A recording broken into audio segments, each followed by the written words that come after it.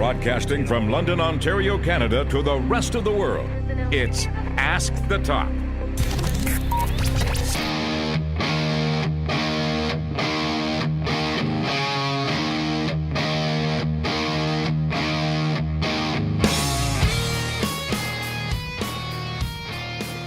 Thank you very much for tuning into the latest episode of Ask the Top. As always, I greatly appreciate your ongoing support, and it means a lot to me that you press that play button on a bi-weekly basis, and also that you share this show all over social media. And speaking of which, I'm easy to find on social media. If you want to follow me, Ask the Top is my Facebook fan page, at Chris Toplack on Twitter, at Chris Toplack on Instagram, and Google Plus as well. For new episodes, YouTube, subscribe to me on there, Chris Toplack, christoplack.com, twm.news, and thereactionroom.com have been two outstanding partners since day one-ish. We have a lot to cover on this edition of the program. No craft beer today, just some refreshing H2O. On this edition of the program, Daniel Bryan's illustrious return. Couldn't be happier for him. The Fabulous Moolah controversy, we'll dive into that. Main roster call-ups after WrestleMania, 2-hour episodes of Raw, the New Day breaking apart, and the WWE's relationship with independent promotions. Industry news and rumors. Yes. It was announced on Tuesday that Daniel Bryan was formally cleared by WWE doctors to make a full return to in-ring action. To his credit, the leader of the Yes Movement never gave up on his dream of returning to the squared circle, even when his chances seemed grim. And on many occasions, they were very grim. In a tweet, he had the following to say: "Saying goodbye to the ring was one of the hardest moments of my life, but thanks to the amazing people supporting me, I was able to keep fighting for my dream. This moment feels surreal, and I'm glad to be able to talk to you all at the beginning of SmackDown Live tonight." We'll get to that momentarily in terms of SmackDown and his opening promo. I couldn't be any happier for Daniel Bryan, as wrestling was his first love, and the passion he shares for the industry is second to none. Mark Henry will be inducted into the WWE Hall of Fame class of 2018. It's hard to believe that he's actually been in the WWE for over 20 years. He was signed in 1996, to be exact. So the world's strongest man takes his place in the land of the immortals in the Hall of Fame. Quite the class this year for 2018. And now I was thinking perhaps he'll wear his salmon jacket to go into the Hall of Pain. But in a recent interview I just read about 15 minutes ago, doesn't look like that's going to happen. It's unlikely, but he could be swerving us for all that we know. Speaking of swerving, well, this is actually a nervous moment for me. I've mentioned on numerous occasions that AJ Styles is my favorite wrestler in the industry today, and his status for WrestleMania has been up in the air, according to different rumblings and rumors amongst journalists in the industry. They're saying that he's nursing some injuries that are not disclosed, and Triple H actually had to comment on his status. AJ is working diligently on rehabbing his injuries and getting himself in tip-top shape for WrestleMania. This was in an interview he said all this. We are trying to help him with that process of getting the best care and the best rehab and everything else possible. And you know, we're hoping for the best. He actually added right now, he says he's feeling a lot better and that we'll be ready to go. And obviously, we'll get him to doctors to make sure he is ready to go and get him medical clearance if that's possible. But he's working very hard at it, so we're hoping for the best. My heart will sink if we do not witness an instant classic between Nakamura and AJ Styles. But, I mean, the contingency plan has got to be Daniel Bryan. You never know. Imagine Daniel Bryan versus Nakamura at WrestleMania. As much as I would miss AJ Styles, that's not a bad backup plan. It's official. WrestleMania 35 will be taking place in New Jersey's MetLife Stadium on Sunday, April 7th, 2019. They were there for WrestleMania 28. And here they are again. Some of the other activities will include the 4-day WrestleMania Access, which is a lot of fun, the 2019 WWE Hall of Fame induction ceremony, NXT TakeOver, and also Monday Night Raw and SmackDown Live. Details regarding ticket information will be released soon. If you want to follow me on social media, if you haven't already, I'll certainly keep you posted. The second I hear something, I will tweet it out or post it on my Facebook fan page. And depending on how reasonable the pricing is, I've strongly considered attending. I'm just nervous that it's going to cost like thousands of dollars, and you could go on like a week-long trip basically anywhere for that. But at the same time, it's like a once-in-a-lifetime opportunity for many, including myself, who has been a long-time wrestling fan. In fact, I took my first steps in the world to wrestling and haven't stopped loving it since. So I do want to attend a WrestleMania at least once to say that I did. Cross it off the bucket list. This could be it. You never know. You spoke up and Snickers listened. Not because you were hungry.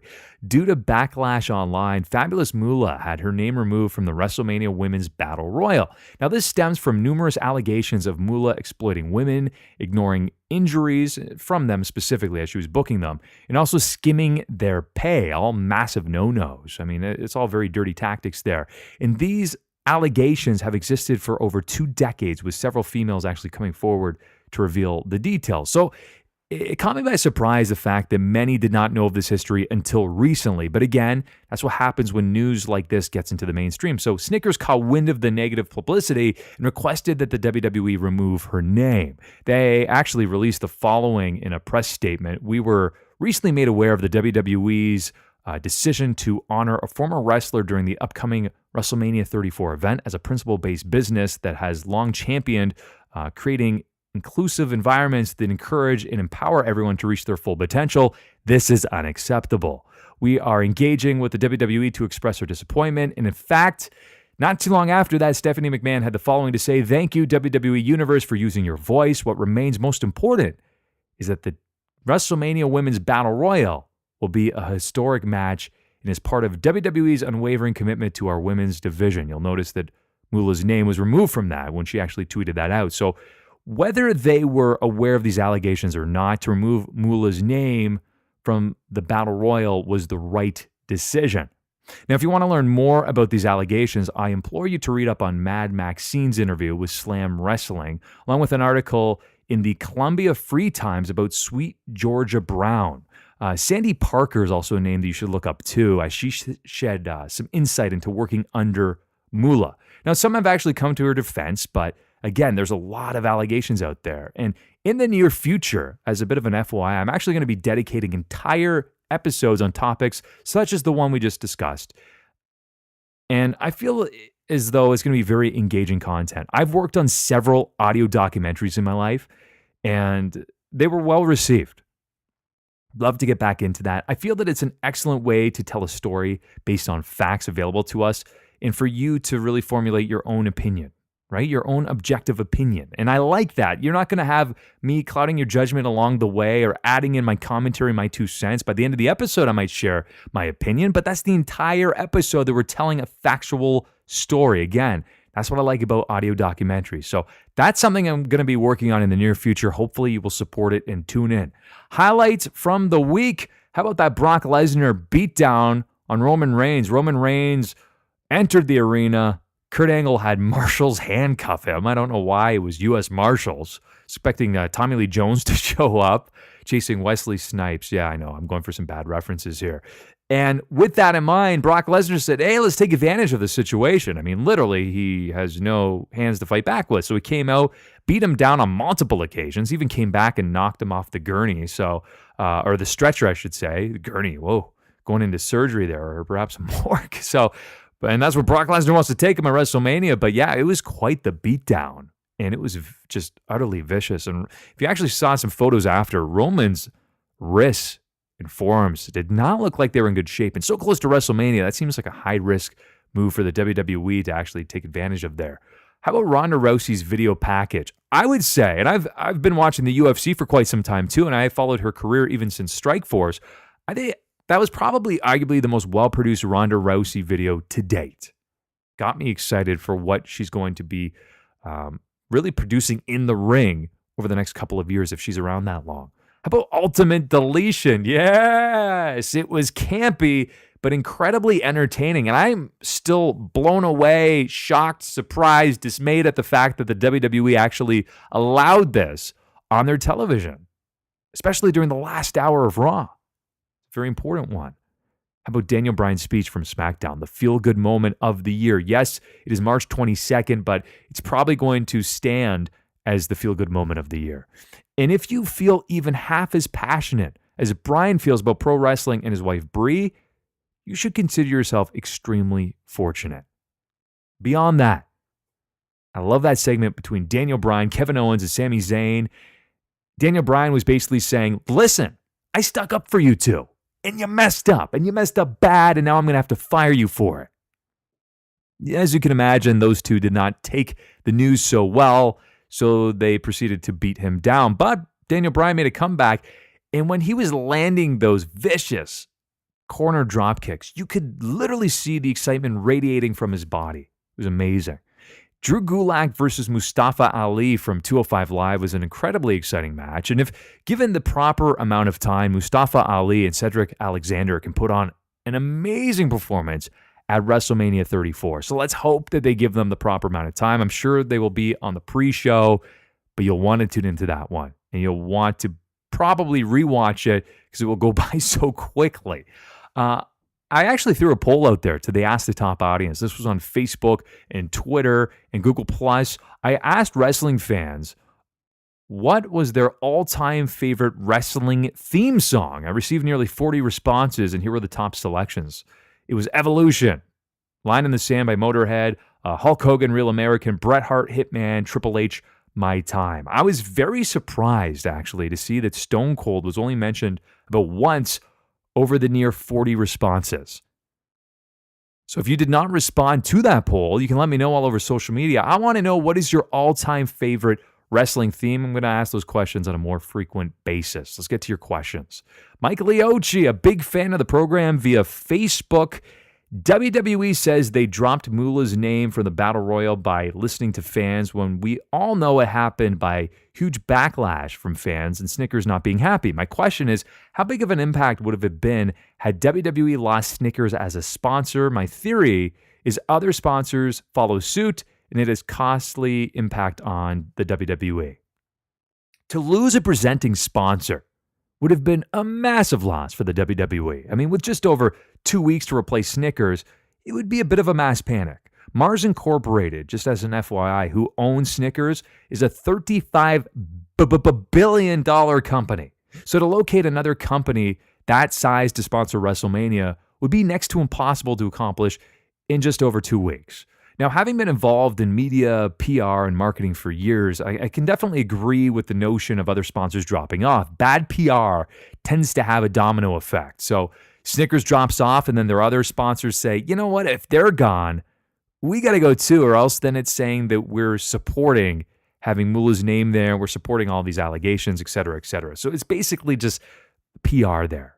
And the WWE was extremely wise to act quickly to rectify the issue, as the backlash was only going to start to grow stronger. So had they left it for another week, it would have been much, much worse. So it was actually very wise that they acted on it as quickly as they did. Edgy McEdgerlord via Google+. This is the WWE Universe page there.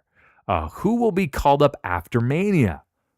So here's some names that immediately jump out at me as the most likely to make the jump. Drew McIntyre, returning from injury, but still physically in his prime. He proved during his NXT run that he's fully ready for the main roster again. The Authors of Pain, there's literally nothing for them left to accomplish in NXT. If Almas loses his NXT championship at NXT TakeOver New Orleans, he's almost certainly jumping up. Given his dynamic with Selena Vega, it could be exactly what Raw or SmackDown needs.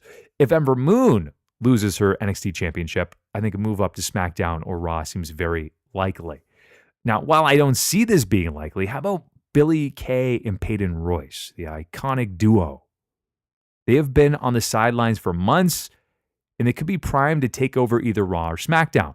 Johnny Gargano was a rumored name that is expected to make the jump, and while he's certainly one of my favorite wrestlers, I simply feel it's just a little bit too soon. The Cinderella story is not complete until he wins that NXT championship. Otherwise, I don't see any other wrestlers going anywhere anytime soon. Devon J. Puckilo. So Puckilo is your last name via Facebook. Hopefully I didn't butcher it too much. Do you think this is where the New Day makes a rivalry of some kind amongst each other. They have had 3.5 year run with this, and it's been great. Basically, that's what Devin was saying. It certainly feels like the New Day may have run their course as a tag team, but I don't see a rivalry being established within the group at the moment. I just don't. Each member, though, does have a lot to offer as a singles competitor. I doubt anyone would ever question their legitimacy as solo title contenders. Big E, in my opinion, likely has the most upside. When he's fired up, I see nothing but star power in him. That promo that he cut recently against the Usos, I saw a light bulb go off, and I thought, that is a main eventer right there. If we could see him channel that anger, that chip on his shoulder more often, he could go places. Xavier Woods is highly underrated on the microphone and even in the ring as a wrestler, so he could make a legitimate run for the United States Championship. And Kofi is the most polished of the three. The only issue with him is that he has seemingly lacked confidence and some charisma on his own, but perhaps over the 3.5 years he's been with the New Day, he's actually gained some of that confidence and charisma back. And I feel like he has. You could place him basically anywhere and he will do just fine. Another one via Google Plus, Ibrahim Hashim. Can we expect to see a 2-hour Monday Night Raw after WrestleMania? No way. Not going to happen. Be prepared for your typical 3-hour edition of Raw. I wouldn't expect to see a 2-hour edition of Monday Night Raw unless they switch networks. The USA Network is fully committed to 3 hours, and really the rationale behind it has to do with the advertising dollars. Make no mistake about it, that's really about it. The 3 hours is full of sponsors, so cutting an hour would essentially be throwing away money, and you know they're not going to do that. Adam Cousins via Facebook, do you think the WWE are rushing with the first ever women's matches? Seems they have just literally done every single first time ever match instead of doing a few and waiting before the next. Very interesting question. So to summarize, are they cramming too many first ever historic women's matches into a short period of time? Quite frankly, yes, they are. But much of it has to do with the pay-per-view schedule. It's somewhat out of their control. It's mainly because these opportunities never previously existed for the women. And with a much larger roster, it's important to properly feature their performers. So the following matches were just introduced over the past couple of years in the women's division. You have Hell in a Cell with Charlotte and Sasha. You have Money in the Bank, first ever women's match in Abu Dhabi. You have the Royal Rumble, Elimination Chamber, and WrestleMania Women's Battle Royal. That's just to name a few. So they don't really have much of an opportunity to pace these historic matches more evenly, as the pay-per-views they appear on are typically tied to those gimmicks. So if they're going to have a Money in the Bank match and it takes place at a pay-per-view named that, it's got to happen there. Same with Elimination Chamber, same with Royal Rumble. So to me, I don't know how you can possibly space it out when it's tied to those gimmick pay-per-views. Edward via Facebook, WWE's relationship with indie promotions has slowly gotten better. How can the WWE and indie promotions improve on this? Also, do us fans have a responsibility to help this relationship? Great question. The indies are a great way to scout new talent for the WWE, or in the cases of individuals such as Jinder Mahal and Drew McIntyre, an opportunity to go there, mature, and return with revamped mindsets. It's great that they actually have those systems they can go down to that are outside of the WWE and not just NXT. Specifically, William Regal and Triple H have done an excellent job of attending shows for independent promotions to locate new potential superstars. And with a roster full of aging main eventers, it's really important now more than ever to sign new talent with plenty of upside and allow them with an opportunity to adjust to the WWE style of wrestling and performing.